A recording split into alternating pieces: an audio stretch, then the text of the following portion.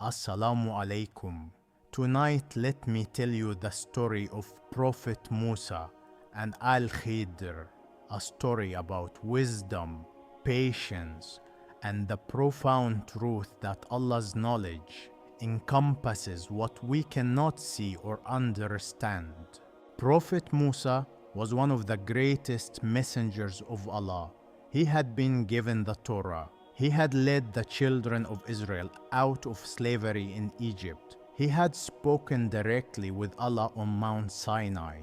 He was known for his strength, his courage, his unwavering commitment to truth. But Musa was also human, and like all humans, even the greatest prophets, he had moments of learning, moments when Allah would teach him something new, something deeper, something that would humble him and increase his wisdom.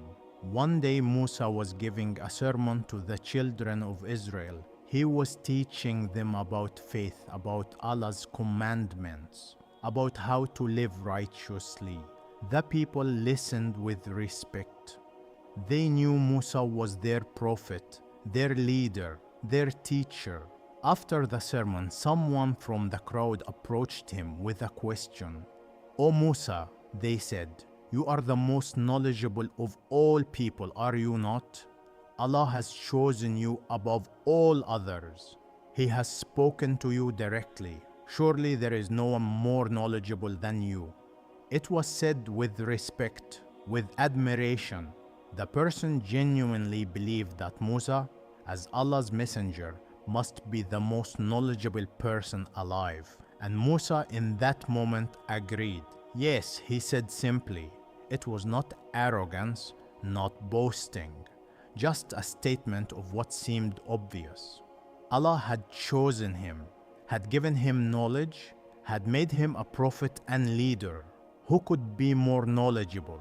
But Allah heard this response, and Allah, who teaches his prophets with gentleness and wisdom, decided to show Musa something important, something every human being, even prophets, needs to remember, that no matter how much you know, there is always more to learn, that Allah's knowledge is infinite and ours is limited, that we should never think we have reached the end of understanding. The Quran tells us that Allah revealed to Musa, "Indeed, there is among our servants one who is more knowledgeable than you."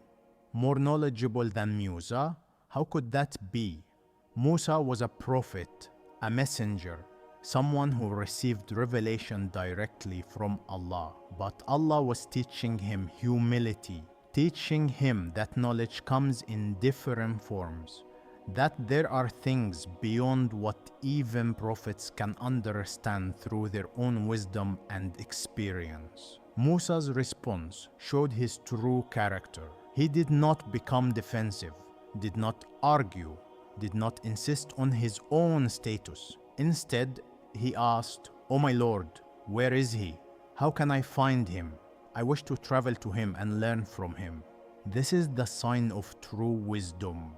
Not thinking you know everything, but always seeking to learn more, always willing to be a student even when you are already a teacher. Allah told Musa where to find this knowledgeable servant. At the junction of the two seas, Allah said, that is where you will find him. The junction of the two seas, where two bodies of water meet. Some scholars say it was where the Mediterranean Sea met another sea. Others say it was where a river met the ocean. The exact location is not what matters. What matters is that it was far away. A journey would be required. Allah gave Musa a sign to help him know when he had reached the right place. "Take a fish with you," Allah instructed. "When the fish disappears, that is where you will find him." And so Musa prepared for the journey. He would not travel alone. He took with him his servant, a young man named Yusha ibn Nun. Some scholars say this was the same Yusha who would later become a prophet himself. leading the children of Israel after Musa's death. But at this time, he was simply Musa's companion and helper. They packed provisions for the journey: bread, dates, water, and a fish, salted and prepared for eating, but kept whole for the journey as Allah had commanded. The scholars tell us this fish was already dead, dried and salted, the way fish were preserved for long journeys in those times. It was food, not a living creature. This detail is important for what comes next. Musa and Yusha set out. They traveled for days, following the coastline, searching for this junction of the two seas. The journey was long, the sun was hot. The path was not always easy, but Musa was determined. He wanted to meet this person who Allah said was more knowledgeable. He wanted to learn. He wanted to understand what he did not yet know. They walked during the day, rested at night, continued on. The landscape changed around them, sometimes rocky cliffs, sometimes sandy beaches, sometimes green valleys near the water. But still, they had not reached the place Allah had described. Days turned into weeks, or perhaps longer. The Quran does not tell us exactly how long they traveled, only that they journeyed until they were tired. Musa said to his servant, "I will not cease traveling until I reach the junction of the two seas, even if I continue for years." This was commitment. This was the attitude of a true seeker of knowledge. I will not give up. I will not turn back. I will continue until I find what I am looking for, no matter how long it takes. And so they continued. One day they reached a large rock near the water. It was a good place to rest. They were tired from walking. The sun was beginning to set, casting long shadows across the sand. "Let us rest here," Musa said. They sat down near the rock, grateful for the chances to stop and catch their breath. Yusha unpacked some of their provisions, set them out on a cloth. They ate a simple meal and drank water from their leather pouches. The evening air was cooler now, pleasant after the heat of the day. Then, without either of them noticing at first, something extraordinary happened. The fish, the dead, dried, salted fish they had been carrying as food, came back to life. The Quran tells us, but when they reached the junction between them, they forgot their fish, and it took its course into the sea, swimming away. It took its course into the sea. The dead fish, by Allah's power, became alive again. It slipped from their bag, found its way to the water, and swam away into the depths. This was the sign. This was the miracle Allah had told Musa to watch for. When the fish disappears, you have reached the right place. But neither Musa nor Yusha noticed. They were tired. Perhaps they were talking. Perhaps they had their attention elsewhere. Perhaps Allah caused them to forget in that moment, so the story could unfold as He had planned. They rested through the evening and into the night. When morning came, they packed up their things and continued walking. They traveled further. Another day passed, maybe more.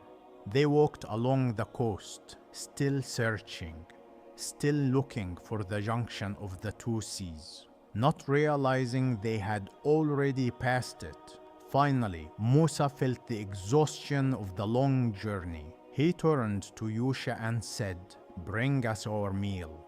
We have certainly suffered much fatigue from this journey of ours." He was tired, hungry, ready to eat and rest properly. Yusha reached for their provisions, reached for where the fish should have been, and then he realized. "Did you see?" Yusha said, his voice uncertain. "When we retired to the rock, indeed, I forgot the fish, and none made me forget it except Satan, that I should mention it. and it took its course into the sea amazingly. The fish was gone, and not just gone, it had come to life and swum away. Yusha had seen it happen, but had forgotten to mention it, had forgotten the significance of it. Satan had made him forget, the Quran tells us, so that he did not speak of it at the time. But now he remembered, and as he spoke, Musa understood. The Quran records Musa's response. That is what we were seeking. That is it. That is the sign. The fish coming back to life and swimming away. That was Allah's indicator that we had reached the right place. The junction of the two seas. The location where we would find the knowledgeable servant, but they had passed it. They had walked right by it without realizing. They would need to go back. And so Musa and Yusha turned around. They retraced their steps, following the same path back the way they had come.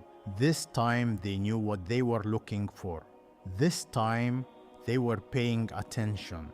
The Quran says, so they returned, following their footprints. They walked back along the coastline, past the places they had seen before, the familiar rock, the stretches of sand, the curve of the shore.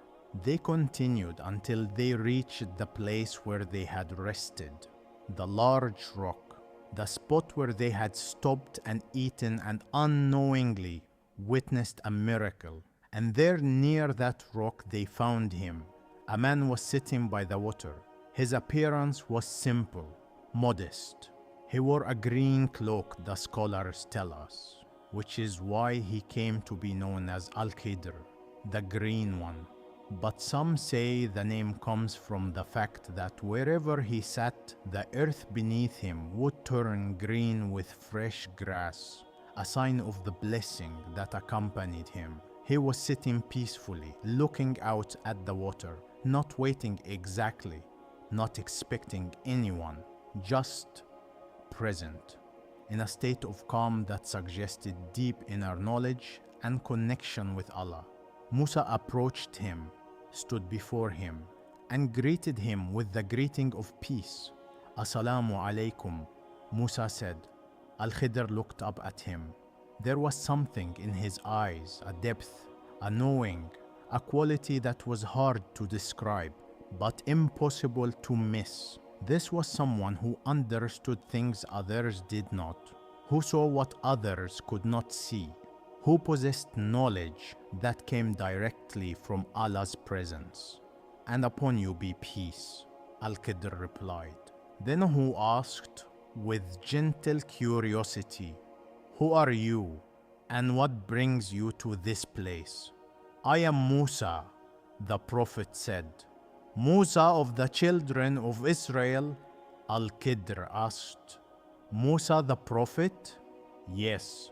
Al-Khidr nodded slowly, as if he had expected this somehow, as if this meeting had been known to him before it occurred. What do you want from me, O Musa?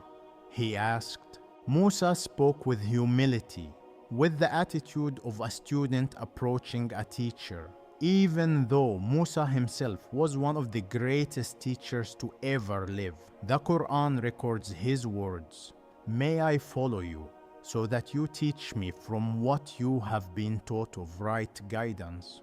May I follow you, not I will follow you, or you must teach me, but a request, humble, respectful.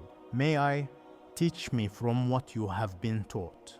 Acknowledging that Al-Khidr possessed knowledge that Musa did not have, knowledge that came from Allah but through a different path than revelation to prophets, of right guidance. This was not idle curiosity, not a desire for trivial knowledge, but a sincere wish to learn something that would increase his guidance, his understanding, his ability to serve Allah and lead his people. It was a beautiful request, one that showed Musa's true character. Here was a prophet, a messenger, someone who had spoken directly with Allah, and yet he was willing to be a student, to learn from someone else, to admit that there were things he did not know. But Al-Khidr's response was unexpected. Indeed, he said, you will not be able to have patience with me.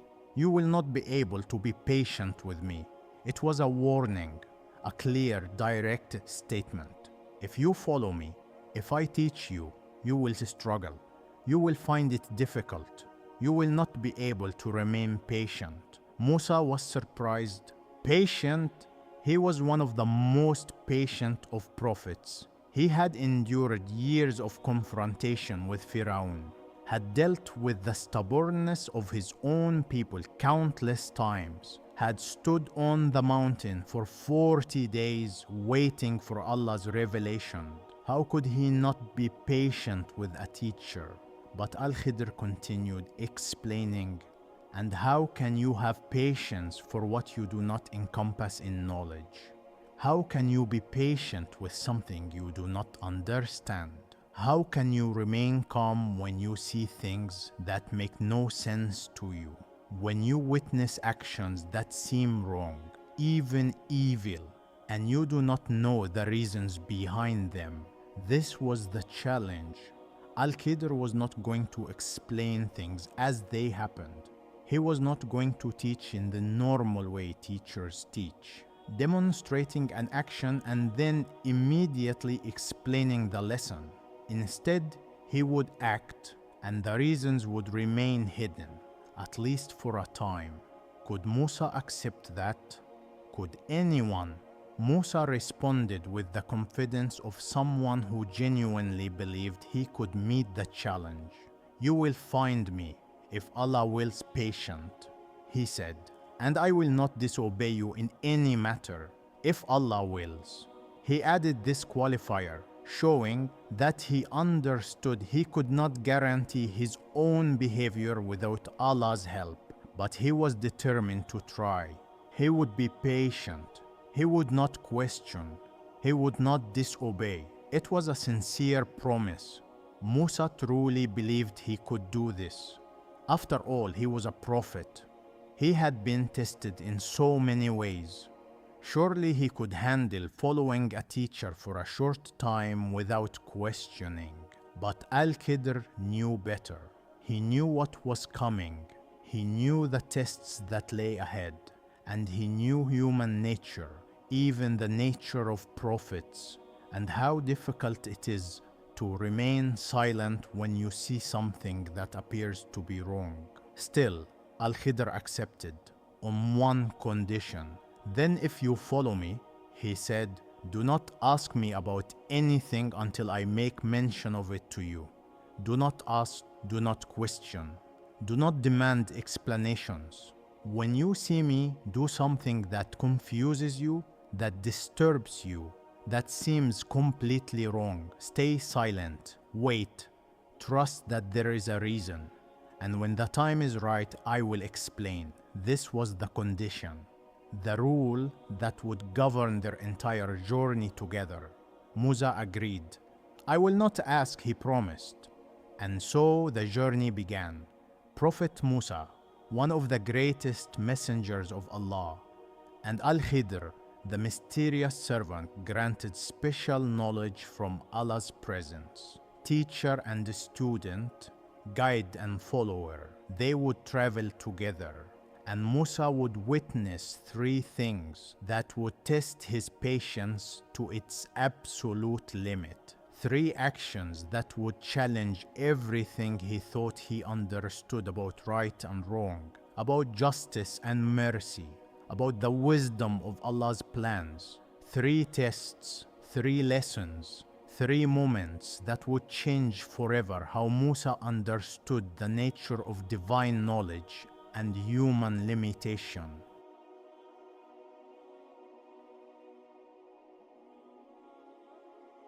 They began walking together along the coast. Al-Khidr led the way. Musa followed. Yusha the servant had been left behind at some point. The Quran does not mention him again in this story. Perhaps he returned home. Perhaps he waited at the rock. Either way, this journey was now between Musa and Al-Khidr alone. They walked in relative silence. Al-Khidr was not the type to make idle conversation. He moved with purpose, with a quiet certainty, as if he knew exactly where he was going, even though Musa had no idea what their destination might be. The sun moved across the sky. Morning became afternoon. They continued along the water's edge, the sound of waves providing a constant, peaceful rhythm. Eventually, they came to a small harbor. Several boats were pulled up on the shore. Fishermen were working nearby, mending nets, preparing for the next day's work. Simple people making their living from the sea. One boat in particular caught Al-Khidr's attention.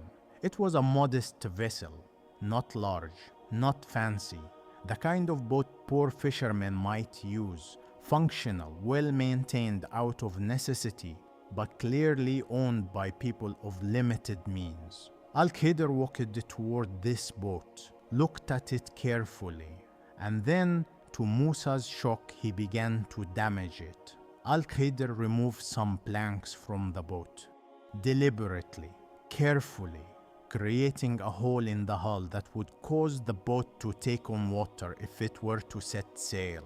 He worked methodically, as if this destruction were a necessary task, as if breaking a poor family's boat made perfect sense. Musa watched in horror. What was he doing? This boat belongs to fishermen, poor people, people who depended on this boat for their livelihood. Without it, they could not fish. Without fishing, they could not eat. Their families would suffer, and Al-Khidr was destroying it for no apparent reason, without permission, without explanation. Musa's heart clenched. Everything in him wanted to speak up, to stop this, to demand an explanation, to fix the boat, to make this right. But he had promised. He had agreed not to question, not to ask about anything until Al-Khidr explained it first. He tried to stay silent, tried to trust, tried to remember that there must be a reason, even if he could not see it. But the words burst out of him before he could stop them. The Quran records what Musa said. "Have you damaged their boat to drown his people? You have certainly done a grave thing." It was an accusation, a challenge, spoken out of genuine concern for the boat's owners, but still a clear violation of the condition he had agreed to. Al-Khidr stopped his work, turned to look at Musa.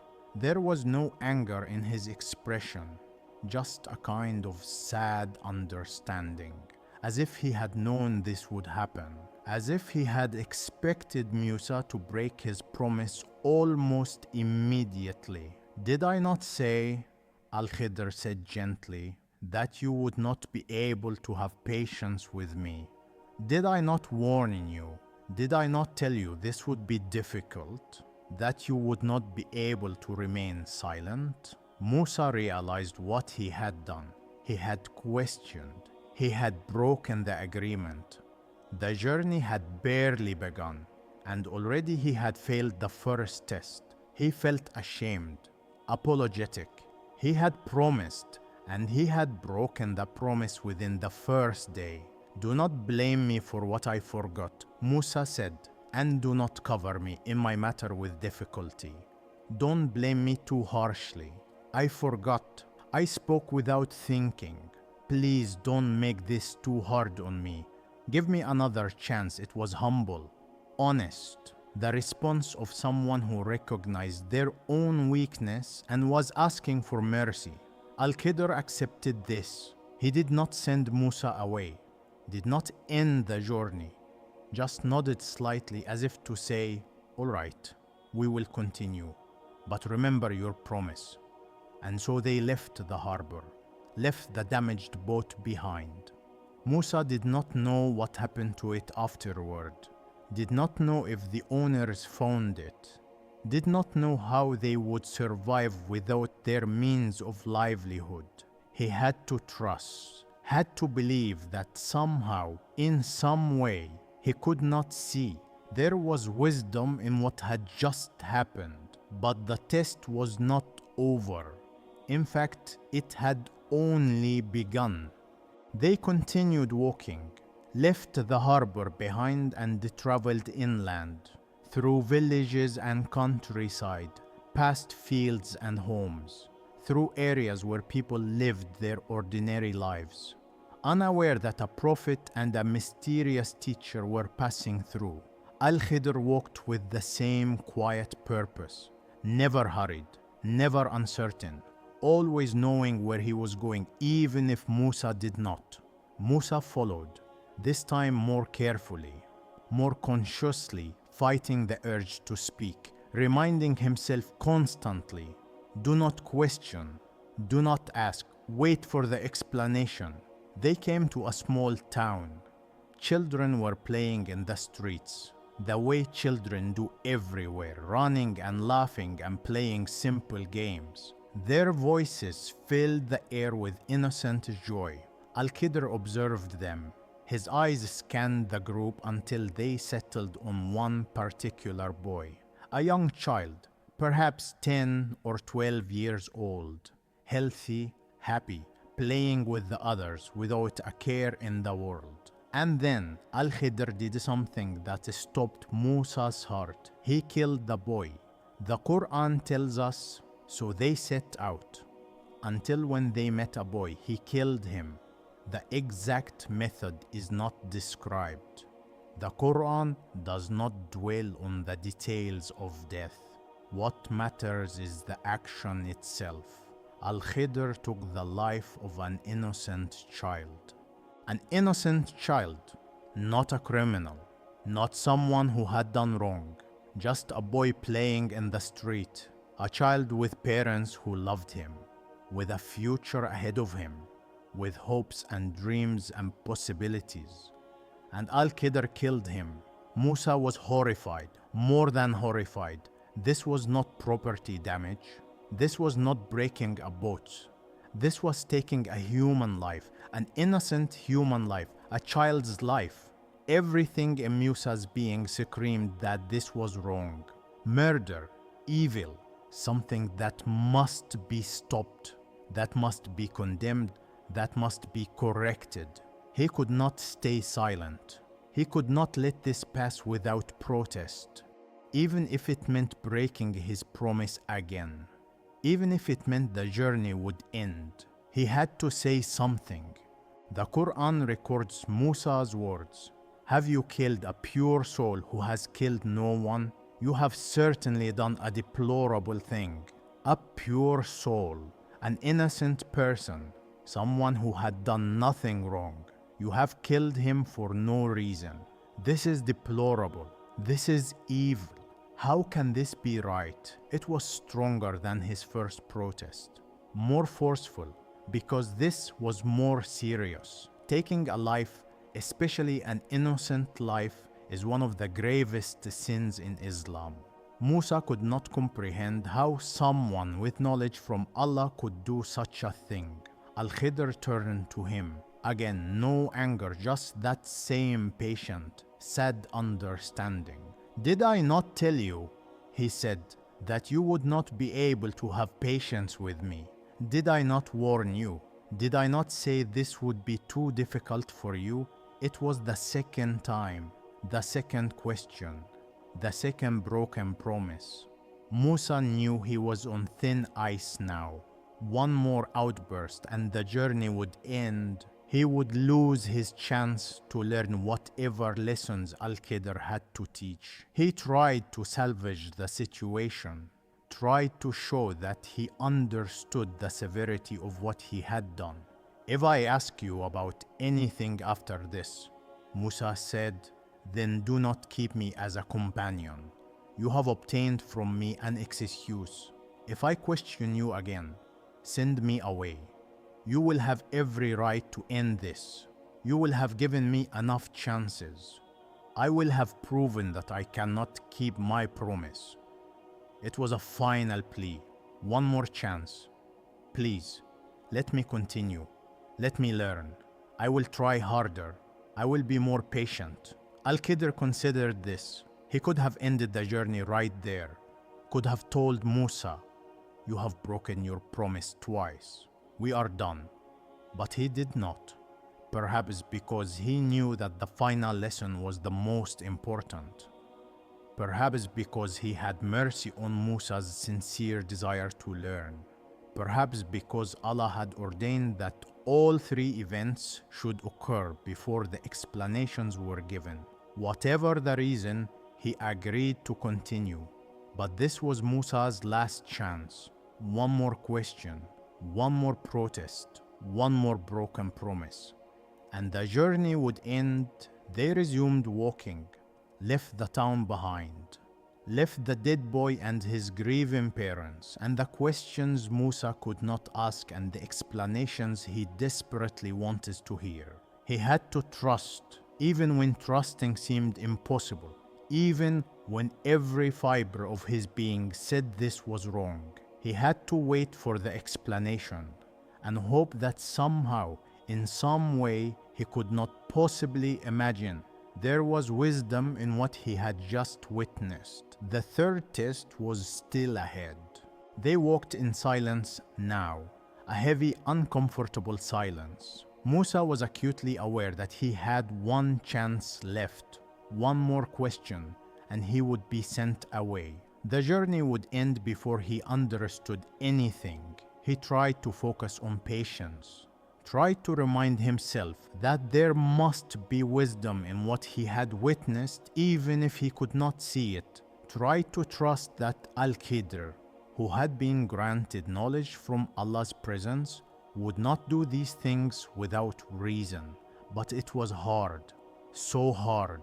The image of the damaged boat, the memory of the dead boy, they haunted him, made him question everything, made him wonder if he should have spoken up more forcefully, made him wonder if silence in the face of apparent evil was the right choice. Still, he remained quiet. He had promised, and he desperately wanted to understand. They traveled for some time. The landscape changed around them, from coastal areas to inland regions, from inhabited places to more remote locations. The sun moved across the sky. Day faded into evening, then returned with dawn. They continued. Eventually they came to a village. It was small, perhaps a dozen homes, simple mud brick structures with flat roofs, a few palm trees providing shade. The kind of place where everyone knew everyone, where life was hard but communal, where hospitality was expected and freely given to travelers. Al-Khidr and Musa entered the village as the afternoon heat was beginning to fade. They were tired, hungry, thirsty. They had been walking all day with no food or water. They approached the villagers and asked for food. This was normal in those times. Travelers were given hospitality. It was considered a duty, especially in harsh climates, where refusing food and water to a traveler could mean their death. But these villagers refused. The Quran tells us, so they set out until when they came to the people of a certain town, they asked its people for food, but they refused to offer them hospitality. They simply refused, did not give them food, did not offer water, did not invite them to rest, just turned them away. It was cruel, inhospitable, contrary to the customs and values of the time. Musa and Al-Khidr were forced to leave the village, hungry and thirsty, without the basic kindness that travelers were supposed to receive. But Al-Khidr did not seem bothered by this. He simply walked through the village, looking around as if searching for something. And then he found it, a wall. It was on the edge of the village, an old wall, part of a structure that was crumbling. You could see that it was about to collapse, cracks running through it, stones loose. the whole thing leaning slightly to one side. It would not stand much longer. Al-Khidr looked at this wall carefully, examined it, and then to Musa's amazement, he began to repair it. He worked steadily, methodically, placing stones back where they belonged, filling in gaps, straightening the structure. It was skilled work, the work of someone who knew masonry, who understood how walls were built and how to make them strong. He worked for hours. The sun moved lower in the sky. Al-Khidr continued his repair work while Musa watched in growing confusion. Why was he doing this? These people had refused them hospitality. They had been cruel and inhospitable. They deserved nothing from Al-Khidr, and yet here he was, doing hard physical labor to repair their wall for free, without being asked, without any payment or even gratitude. If Al-Khidr had the skill and energy to build walls, why not offer to do it for payment? Then at least they could have bought food. They were hungry, thirsty, and he was spending his strength fixing a wall for people who had refused them basic kindness. It made no sense, none at all. Musa tried to stay quiet, tried to remember his promise, tried to trust that there was a reason. But this was too much. After the damaged boat, after the killed boy, now this, working for free for people who showed them no hospitality. Musa could not help himself. The words came out, almost involuntarily. The Quran records what Musa said. If you wished, you could have taken payment for it. It was not even a protest about the action itself, not an accusation of wrongdoing, just a practical observation. If you're going to do this work, at least take payment so we can buy food. But it was a question, a challenge, a breaking of the silence he had promised to maintain. And it was the third time. Al-Khidr stopped his work, set down the stone he was holding, turned to face Musa. There was finality in his expression now, a sense that something had come to an end. This is parting between me and you, he said. This is where we separate. This is where the journey ends. You have questioned 3 times. You have broken your promise 3 times. I gave you chances, I warned you, but you could not remain patient. The words were not spoken in anger, just in a calm statement of fact. We have reached the limit. It is time for you to go. Musa felt a wave of emotion, regret, disappointment in himself, frustration that he had not been able to control his tongue, sadness that the journey was ending before he had learned anything. But Al-Khidr was not finished speaking. But I will inform you, he said, of the interpretation of that about which you could not have patience. Before we part, I will explain. I will tell you the reasons for everything you saw, the wisdom behind the actions that seemed so wrong to you, the divine knowledge that you could not perceive. This was mercy.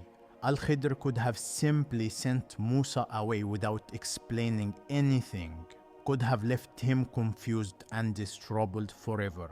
But instead, he would reveal the truth, would give Musa the understanding he had been seeking, even though Musa had failed the test of patience. And so, standing in that village, with the repaired wall behind them, Al-Khidr began to explain. As for the boat, Al-Khidr said, it belonged to poor people working at sea. Poor people, people with very little, people who depended on that boat for their survival. Everything Musa had assumed was correct. They were not wealthy boat owners. They were struggling fishermen doing their best to make a living. So I intended to cause defect in it, Al-Khidr continued. I damaged it deliberately. That much was obvious. But why? What possible reason could justify destroying the livelihood of poor people? For there was after them a king who seized every good boat by force, a tyrant king, a ruler who was taking boats from people. Not all boats, only the good ones, the functional ones, the ones that could be used effectively. And suddenly the wisdom became clear. If Al-Khidr had left the boat in perfect condition, the king would have taken it. The poor fishermen would have lost everything. Their boat would have been seized, and they would have been left with nothing. But by damaging it, by making it appear broken and less valuable, Al-Khidr had saved it from being taken. The king's men would pass over it looking for better boats, and the poor fishermen could repair the damage themselves later once the king had moved on. They would still have their livelihood. What had appeared to be destruction was actually protection. What had seemed like causing harm was actually preventing a greater harm. The damage was temporary. The seizure would have been permanent. Musa listened, stunned. He had seen only the immediate action, a boat being damaged. He had not seen what was coming, had not known about the tyrant king, had not understood that sometimes you have to break something to save it. But Al-Khidr, with his knowledge from Allah, had seen the bigger picture, had understood what was coming, and had acted to protect the innocent, even though his action looked wrong to anyone who did not know the full context. Al-Khidr continued, "This explanation would be harder to hear, harder to understand, because it involved the taking of a life. And as for the boy," he said, "his parents were believers. His parents were righteous people. People who worshipped Allah, people who were trying to live good lives and raise their child properly. And we feared that he would overburden them with transgression and disbelief. We feared." Al-Khidr was not acting alone in this. This was knowledge from Allah. This was divine wisdom about what would have happened if the boy had been allowed to grow up. The boy would have caused his parents immense suffering, would have led them into transgression, making them sin because of him, would have driven them toward disbelief, perhaps making them question Allah's justice, or turning away from faith entirely because of the pain their son would cause them. The scholars explain this in different ways. Some say the boy would have grown up to be a criminal who would have brought shame and hardship to his family. Others say he would have been cruel to his parents, abusing them in their old age. Others say he would have tried to force them to abandon their faith. Whatever the specific details, the divine knowledge was clear. This boy, if allowed to reach adulthood, would have destroyed his parents' faith and happiness. So we intended, Al-Khidr said, that their Lord should substitute for them one better than him in purity and nearer in mercy. Allah would give them another child, a child who would be better, more righteous, more merciful, a child who would be a comfort to them instead of a source of pain, a child who would strengthen their faith instead of destroying it. This is the hardest explanation to accept because it involves something we can never know in our own lives. What would have happened if things had been different? We can only see what is. We cannot see what might have been. The boy's parents would never know that their son would have caused them such pain. They would grieve his death. They would miss him. They would not understand why Allah had taken him from them. But Allah, in His mercy, had protected them from something worse, had taken the child in innocence before he could sin, before he could harm them, before he could destroy their faith. And he would bless them with another child, one who would be everything they hoped for, one who would bring them joy instead of sorrow. The scholars say this is one of the mercies of death in childhood, that Allah takes some souls before they can accumulate sin, before they can cause harm, before the world can corrupt them. And He replaces the grief of the parents with something better, even if they cannot see it in the moment. Musa listened to this explanation in silence. It was profound, difficult. It challenged everything he thought he understood about justice and mercy and the nature of divine wisdom. But he could not deny it. If what Al-Khidr said was true, and he had no reason to doubt it, then the boy's death, as tragic as it appeared, was actually a mercy, both for the boy himself and for his righteous parents. And as for the wall, Al-Khidr said, it belonged to two orphan boys in the city. Orphans, children who had lost their father, vulnerable, dependent on others for protection and care.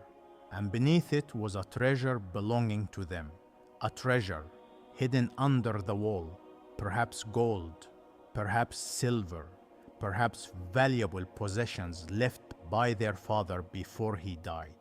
Wealth that was meant to provide for these boys, to secure their future, to ensure they would be taken care of after their father's death. And their father had been righteous. This is significant. The father had been a good man, a man who worshipped Allah, a man who tried to live according to divine guidance. And because of his righteousness, Allah was protecting his children even after his death. So your Lord intended that they reach maturity and extract their treasure. As a mercy from your Lord, Allah's plan was for these boys to grow up, to reach an age where they could claim their inheritance, to dig beneath the wall and find what their father had left for them, to have the security and provision they needed. But if the wall had collapsed, which it was about to do, the treasure would have been exposed, and the villagers, who had already shown themselves to be inhospitable and unkind, would have taken it. The orphans' inheritance would have been stolen. They would have been left with nothing. So Al-Khidr repaired the wall, strengthened it, ensured it would stand long enough for the boys to grow up and claim what was rightfully theirs. He did this work for free, not because the villagers deserved it, but because the orphans deserved protection. It was an act of mercy, of protection for the vulnerable, of honoring a righteous man by caring for his children after his death. And then Al-Khidr added something crucial. And I did it not of my own accord. I did not do any of these things based on my own judgment or desire. This was not my wisdom. This was not my plan. Everything I did was by Allah's command, based on Allah's knowledge, according to Allah's will. That is the interpretation of that about which you could not have patience. That is the explanation you were seeking. That is the wisdom you could not see. That is why I did things that appeared wrong, harmful, senseless. Because I was seeing with divine knowledge, and you were seeing with human understanding. The explanation was complete. The three acts, each one seemingly wrong, each one actually merciful, had been made clear. Al-Khidr looked at Musa with something like compassion. He had not been trying to test Musa cruelly. He had been trying to teach him something profound, something that every human being, even prophets, needs to understand, that our knowledge is limited, that we see only fragments, that what appears wrong to us might be right in ways we cannot perceive, that Allah's wisdom encompasses what we cannot imagine. Musa stood in silence, absorbing all of this. The boat, the boy, the wall, each one a demonstration of divine knowledge, working in ways that human wisdom could never predict or understand. He had failed the test of patience. He had questioned when he should have been silent. He had protested when he should have trusted. But he had gained something invaluable, a lesson that would stay with him for the rest of his life, an understanding of the nature of divine wisdom that he could never have learned any other way. The two men prepared to part. Al-Khidr would continue on his mysterious way, acting according to the knowledge Allah had granted him. Musa would return to his people, carrying this new understanding back to them. Before they separated, perhaps they exchanged final words. Perhaps Al-Khidr offered some advice. Perhaps Musa expressed his gratitude for the lesson, despite his failure to remain patient through its teaching. The Quran does not tell us these details. It simply ends the story with the explanation complete and the lesson delivered. But we know that Musa left changed, that he carried this experience with him, that whenever he faced something he did not understand, whenever life seemed unjust or Allah's wisdom seemed hidden, he would remember the boat and the boy and the wall. He would remember that there is always more to the story than what we can see. This story is not just about Musa and Al-Khidr. It is about all of us, about every human being who has ever looked at their life and asked, why? Why is this happening? Why would Allah allow this? Where is the wisdom? Where is the mercy? The story teaches us several profound truths. First, that our knowledge is fundamentally limited. We see the present moment. We remember the past, but we do not see the future. We do not see the full consequences of events. We do not know what would have happened if things had been different. Musa saw a boat being damaged. He did not see the tyrant king coming to seize it. He did not see the future where the poor fishermen would have lost everything. He saw a boy being killed. He did not see the future where that boy would have destroyed his parents' faith. He did not see the better child that Allah would provide. He saw work being done for free for inhospitable people. He did not see the orphans whose inheritance was being protected. He did not see the righteous father whose legacy was being preserved. We are like Musa. We see only part of the picture, and based on that partial view, we make judgments. We decide what is good and what is bad, what is just and what is unjust, what makes sense and what does not. But Allah sees everything.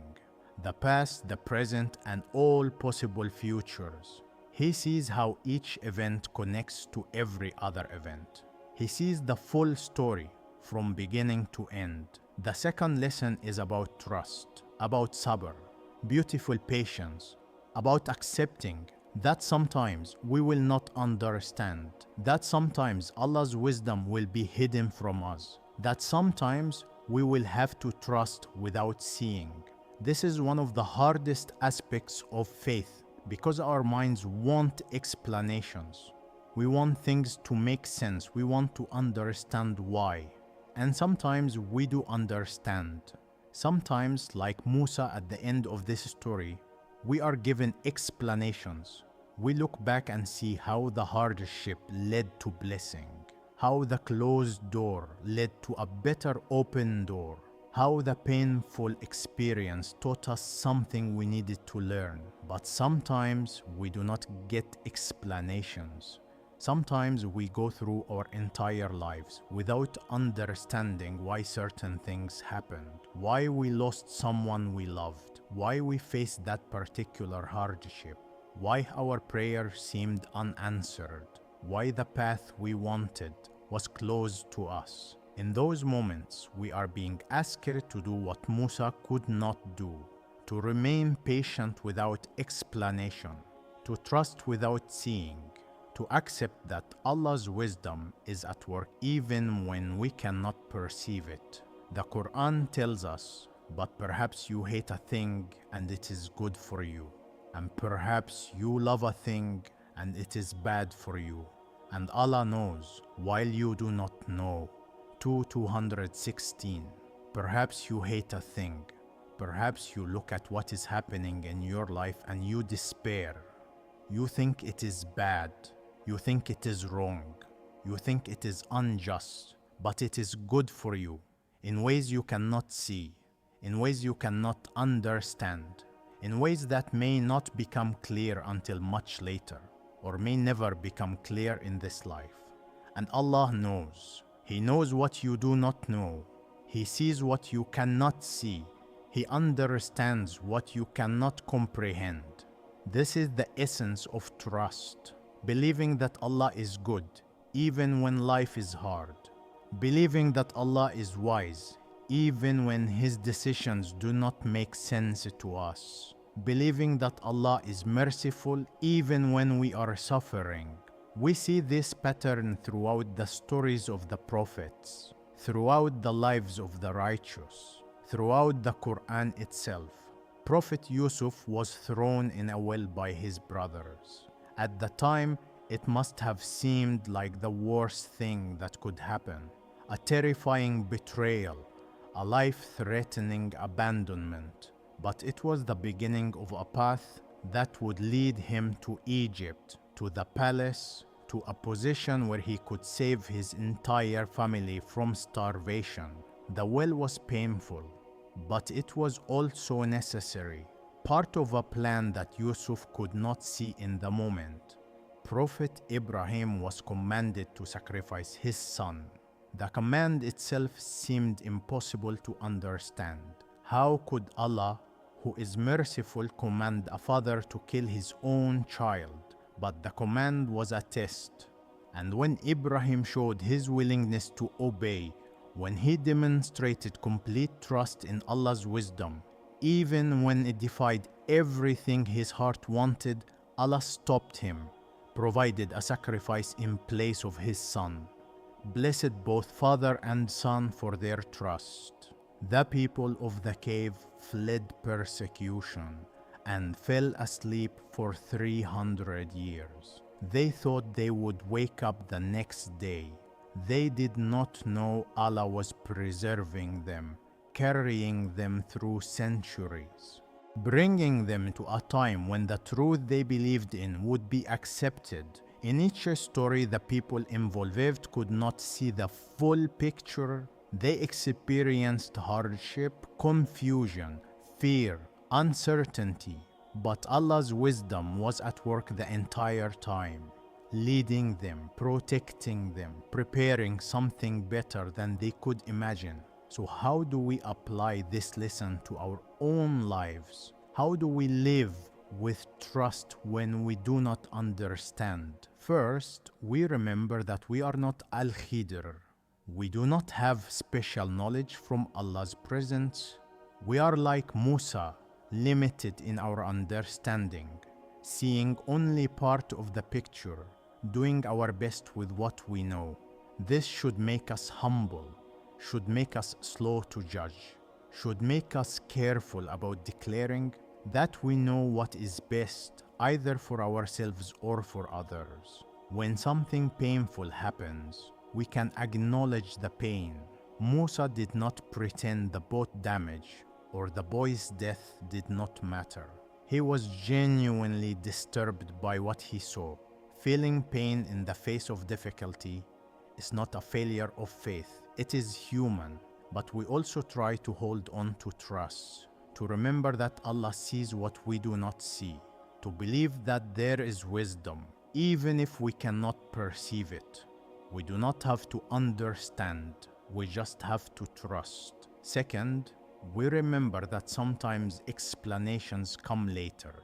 Sometimes years after a painful experience, we look back and see how it led to something good, how it taught us something we needed to learn, how it closed one door so a better door could open. When that happens, when we are granted the gift of understanding, we should be grateful, should recognize it as a mercy, should let it strengthen our faith for the next test when understanding might not come. But third, we accept that sometimes explanations do not come in this life. Sometimes we will not know until we meet Allah why certain things happened, why we faced that particular trial, why the prayer was not answered in the way we wanted. And that is okay. That is part of faith, trusting even when we do not understand, even when we cannot see, even when it hurts. There is even a mercy in not always knowing, because if we knew all the reasons for everything, we would not need faith, we would not need trust. We would simply calculate and understand and accept based on our own comprehension. But faith is more than understanding. Faith is trusting Allah even when understanding fails, especially when understanding fails. And in that trust, in that willingness to surrender to divine wisdom without demanding explanations, there is a peace that goes deeper than anything understanding can provide, because understanding is based on our limited perception, our finite minds, our incomplete knowledge, and that can only take us so far.